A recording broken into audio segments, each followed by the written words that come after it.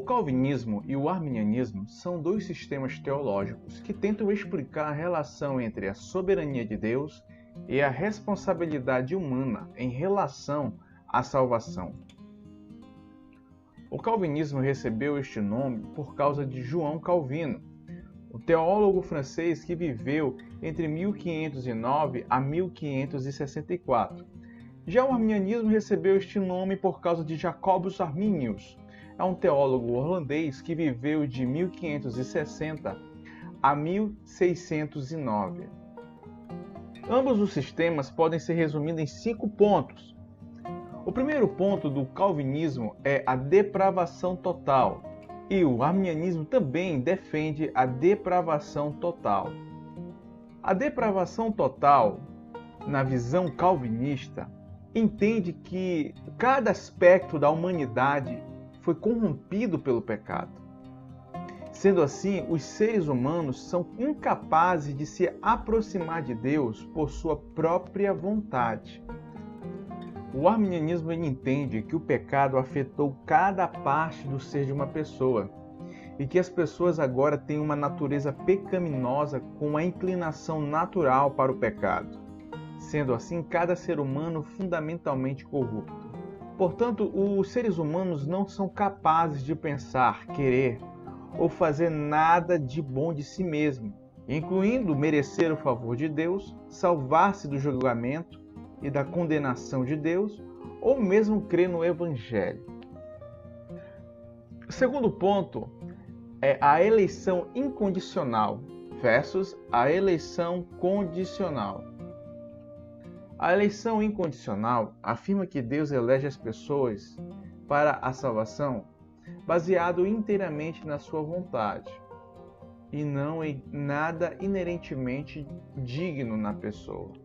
Já a eleição condicional afirma que Deus decidiu soberanamente escolher para a salvação apenas aqueles que têm fé em seu Filho, Jesus Cristo. Deus conheceu de antemão, desde a eternidade, quais os indivíduos creriam em Cristo. A estes ele elegeu para a salvação. No terceiro ponto teremos a expiação limitada versus a expiação ilimitada. Estes dos 5 pontos é o mais polêmico. A expiação limitada é a crença de que Deus morreu apenas pelos seus eleitos.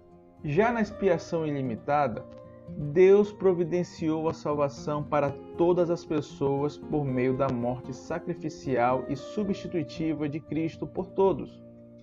Os benefícios da morte de Jesus são recebidos pela graça mediante a fé e são eficazes apenas para aqueles que creem.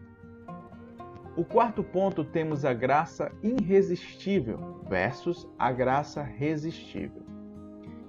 A graça irresistível defende que, quando Deus chama alguém para a salvação, esta pessoa inevitavelmente virá à salvação.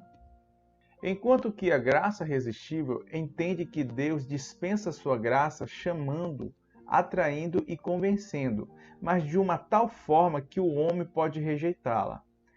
Aqueles que ouvem o Evangelho podem aceitá-lo pela graça ou rejeitá-lo para sua própria condenação.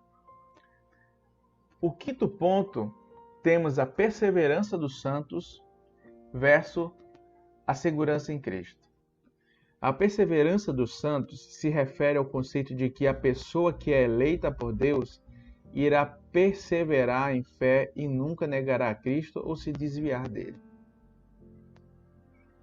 Enquanto que a segurança em Cristo entende que uma vez que a salvação vem pela fé em Cristo, o crente, enquanto permanece crente, não perecerá.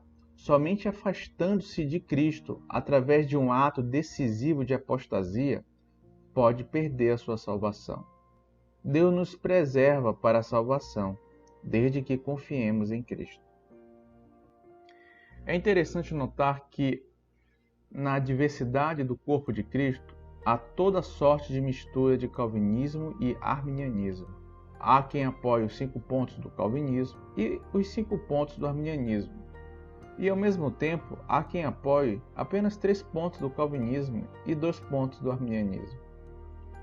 No final, é nossa visão que os dois sistemas falham ao tentar explicar o inexplicável.